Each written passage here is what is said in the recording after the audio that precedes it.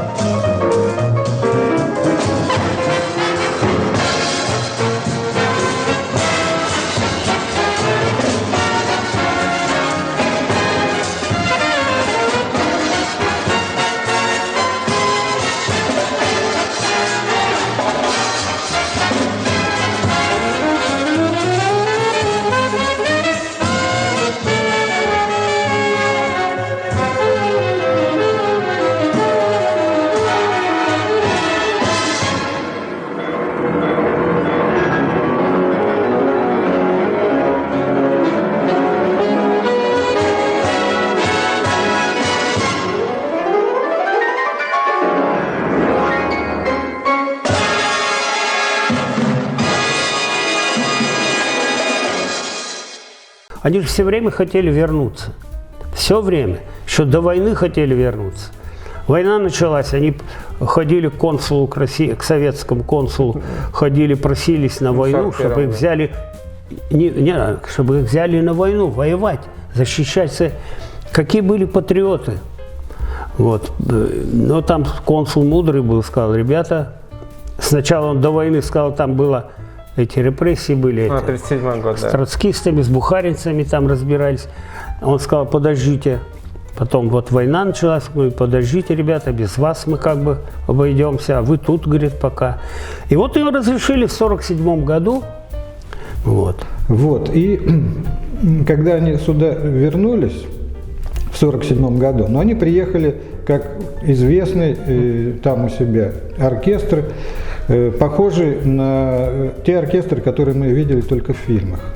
«Серенада солнечной долины», оркестр Гленна Миллера.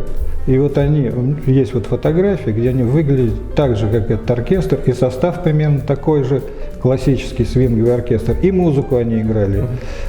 Шок был. Что такое? Толком же никто ничего не знал. Они приехали со своими костюмами, у них по несколько инструментов, потом их продавали, когда нужда заставила. Вот. Все у них было с собой. И пюпитры даже они привезли с собой. Свои фирменные. И успех был, ну, среди вот молодежи, для нас это было, ну, как бы икона стиля вот этого джазового и танцевального, и той свободы, которая была, ну, в самом джазе, она тоже заключается. Для нас, Аксенов очень хорошо написал, что для нас это был как глоток свежего воздуха. Вот все. Но в чем сложность? Они сюда приехали в конце 1947-го, хотели сохранить свой оркестр, остановились вот они в Казани, выбрали самый западный город и город, где еще есть консерватория. А когда они приехали в конце 1947-го, была надежда, что они станут государственным эстрадным оркестром Республики Татарстан. И Ключерев именно на это рассчитывал. Он был тогда директором филармонии. Была такая возможность. Они ждали тут концерт с большим успехом.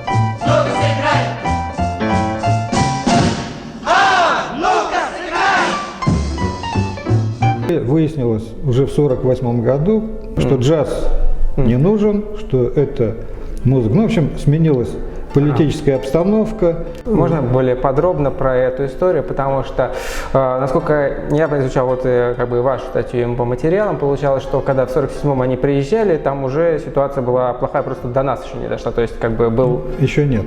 То есть что? Нет. Значит, сигнал прозвучал по-моему, в феврале 1948 года. Это постановление об опере в Да. Это была статья сначала в «Правде». Один из идеологов этого был Жданов. И началась так называемая эпоха разгибания саксофонов, которая вошла в полную силу в 1948 году, когда Центральный комитет правящей партии принял постановление об опере Вано Мурадели «Великая дружба». Слово «джаз» там не упоминалось. Там упоминался формализм. Это, вообще говоря, течение западной композиторской мысли, которые порицались. Партия считала, что нужно писать музыку только исключительно в манере русской классики до революционного периода, строго тонально, с узнаваемыми мелодиями, мажорно-минорном ладу, без всякого вот этого вот там додекафонии, вот этого сериализма, вот этого ничего нельзя было. Ну, против Шостаковича и... Да, Шостакович, Прокофьев, там всем прилетело. А джазу прилетело уже, так сказать, обратным ходом, когда для разъяснения своего решения ЦК партии устроил совещание по вопросам музыки, и там выступал главный идеолог идеолог партии Андрей Жданов, буквально в последний месяц своей жизни. И вот в его выступлении как раз слово «джаз» было. Там было сказано, что это упадническая буржуазная музыка, судорожная, нервная и припадочная, и что джаз – это нехорошо. Короче говоря, изменился курс. Почему изменился курс? Прозвучала речь Черчилля в Фултоне, в которой было заявлено, что существует вот две этих системы, что это враждебные, что началась холодная война. К тому же у них была атомная бомба, была угроза того, что, не дай бог, случится конфликт, они могут применить.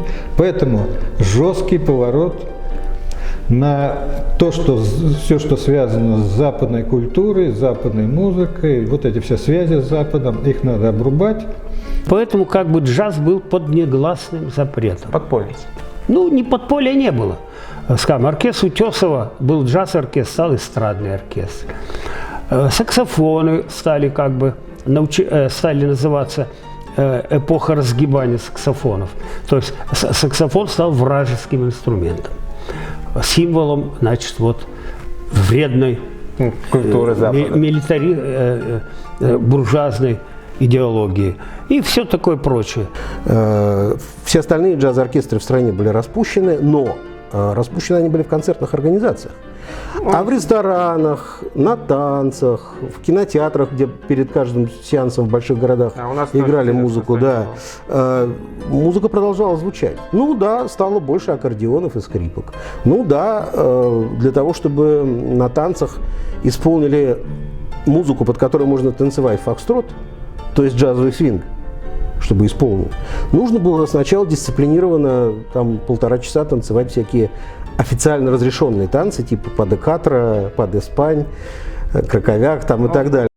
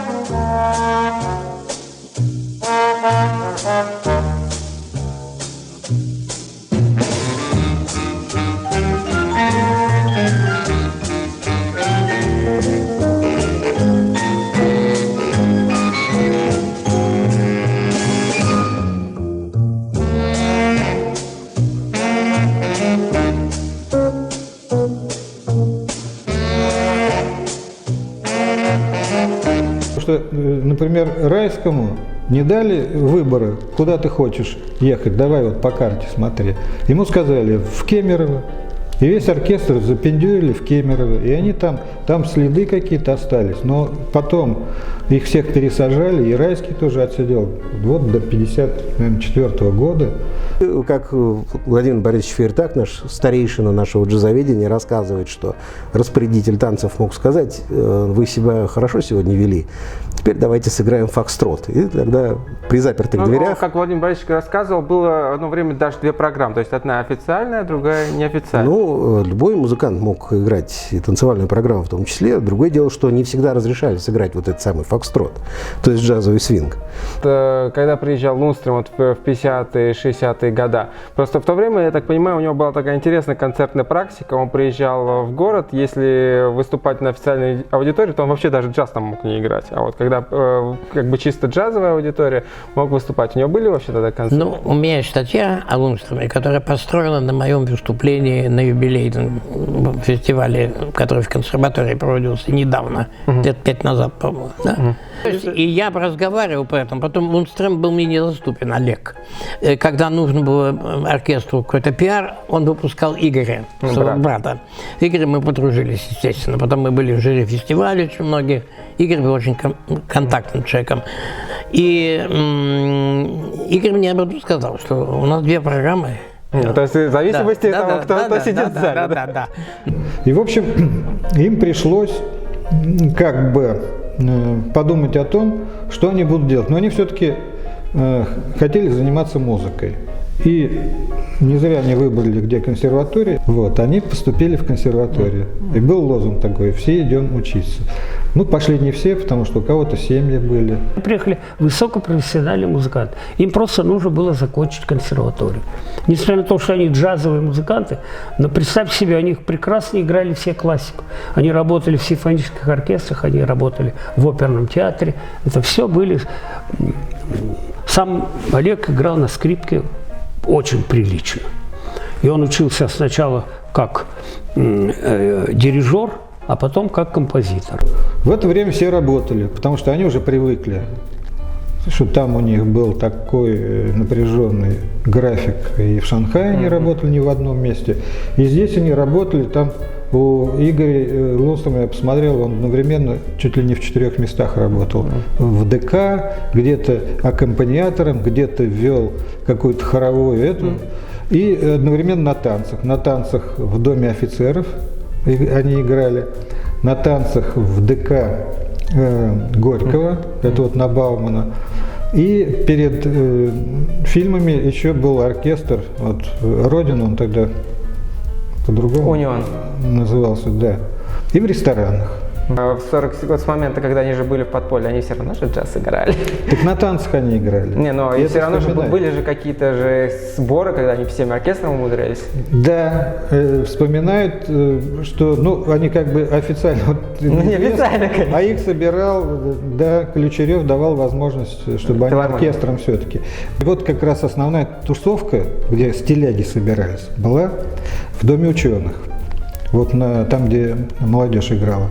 А постарше играли во дворце, в Доме офицеров, но туда студенты не ходили. Все-таки это Серьезно, да, ходили вот это- дамы и офицеры. Да. И я пошел в университет на филфак.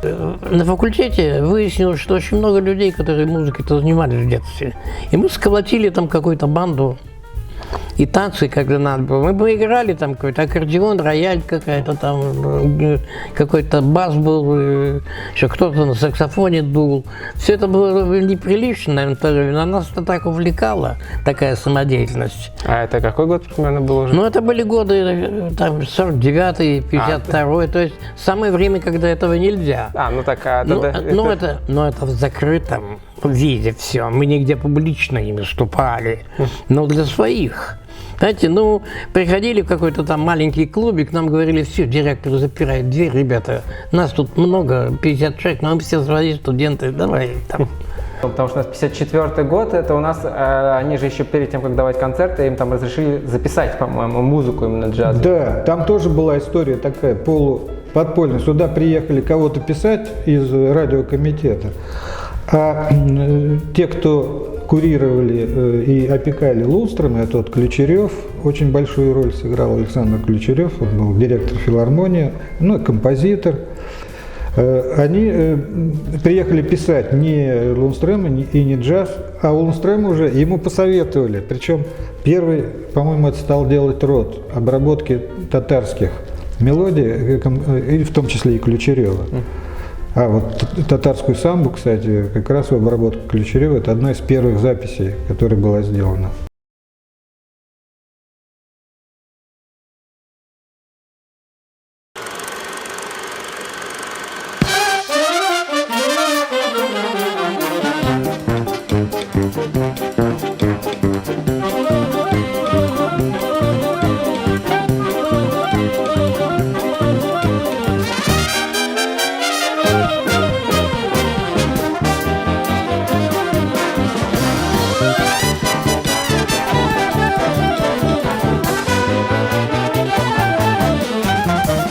Ну, и надо сказать, что вообще репертуарная политика мелодии была своеобразной. Тот же самый оркестр Олега Лунстрема, есть, 4 долгоиграющие пластинки, 4 полных альбома, которые можно считать важным вкладом этого оркестра в мировую джазовую дискографию. Но учитывая продолжительность истории этого оркестра, учитывая значимость этого оркестра для отечественного и мирового джаза, можно было бы ожидать, что если бы действовали другие механизмы поддержки культуры в стране, этих альбомов было бы не 4, а десятки, потому что там были очень интересные концертные программы, которые, конечно, нужно было фиксировать, записывать, выпускать и так далее. Просто принятая в стране система контроля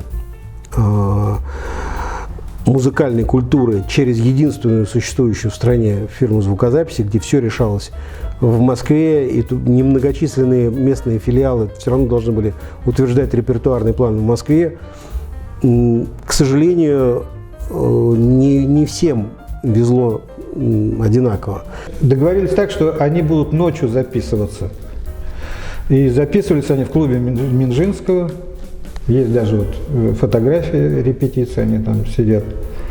Собрали оркестр, и вот они эти аранжировки, значит, исполнили. И в 1955 году вот это вот знаменитое совещание было, на котором их услышал Шостакович. И он на этом совещании, там, значит, совещание было о легкой музыке и путях ее развития. Но он сказал, что примерно так, что вот это само название легкое, есть хорошая музыка, есть плохая, а вот это легкая, тогда, говорит, тяжелая должна быть, тяжелого рока. Даже предтеча рока, пророк был. Да. Поэтому он говорит, здесь хороший. Вот я, говорит, на днях услышал, значит, новые записи, которые мне продемонстрировали. Вот там оркестр, татарский эстрадный оркестр, а его не существовало официально. Они собрались только для того, чтобы записи эти сделать. И вот с этого совещания и пошло, что есть в Татарии кто-то. Но тем не менее, записями, а в Москву они перебрались тоже благодаря стечению обстоятельств. Вообще, это как бы судьба. Приехал сюда Михаил Цин. Но он приехал, привез какого-то оперного певца, и ему сказали, тут у нас вот оркестр, концерты идут. В 1955 году они дали 10 концертов. Цин попал в цирк на этот концерт. Он услышал этот оркестр, понял, что это такое, и после оркестра тут же пошел искать музыкантов. Он их нашел, они где-то, значит, отмечали хорошие выступления. Ну, как такие выступления, да. Более, получается, они уже и дополнительные. И он им сразу, значит, сказал, что я представитель. Он вообще человек был очень интересный, я о нем тоже такой материал интересный раскопал. И он говорит, я вас, ребята, приглашаю работать в Москву. Они над ним, значит, посмеялись. Ну, что вы, нас вон сколько, да у нас еще жены и так далее. Он говорит, я вам работу в Москве предлагаю. Ему не поверили. Да, тем более, сколько они там, получается, в подполье пробыли, 7 лет. Да. Как бы мы прячемся, а тут человек приезжает из Москвы, который нам предлагает. Да. А Цин, это был человек слова и дела. В 1956 году оркестр Олега Лундстрема стал работать от Росконцерта, при этом не переезжая из Казани. Росконцерт принял их на работу, и в приказе о приеме эстрадного оркестра под управлением Олега Лундстрема, там не было слова «джаз», было написано, что 4-й пункт был, по-моему, определить, что репетиционной базой оркестра является город Казань. А все это 1956 год. Это вот такой рубежный момент в истории отечественного джаза, момент, когда джаз перестает быть музыкой толстых. Знаете, ну и можно сказать, что триумфом, ну точнее даже не сказать, но таким пиком этого всего это был 57-й, наверное, год, именно фестиваль молодежи. 57-й год – это момент, когда открылись двери. Когда уже был успех на первом большом международном событии, которое состоялось в Москве в 1957 году. Это был 6-й международный фестиваль молодежи и студентов, в котором участвовал в концертной программе, в том числе оркестр Лундстрема. Он не участвовал в конкурсе, потому что не был молодежным. В Москве. И вот после фестиваля молодежи и студентов, такое самое громкое выступление у них было, когда они стали оркестром, который сопровождал там, они в колонном зале концерт давали. И для наших музыкантов было очень важно, что они впервые рядом, прямо перед собой, услышали своих сверстников, потому что приехали джазовые ансамбли из Польши, из Чехословакии, из Исландии, из Австралии, Диксиленд приехал. В американской делегации там джазовых музыкантов было меньше, там были кантри-музыканты, тут с гитарами какие-то исполнители фолк-песен, но тем не менее джаз приехал. И наши внезапно почувствовали себя частью мирового процесса. Не какими-то подпольными стилягами в безобразно зауженных штанах и утрированно длинных пиджаках, как про них писала газета «Советская культура», а реальной частью мирового джазового сообщества.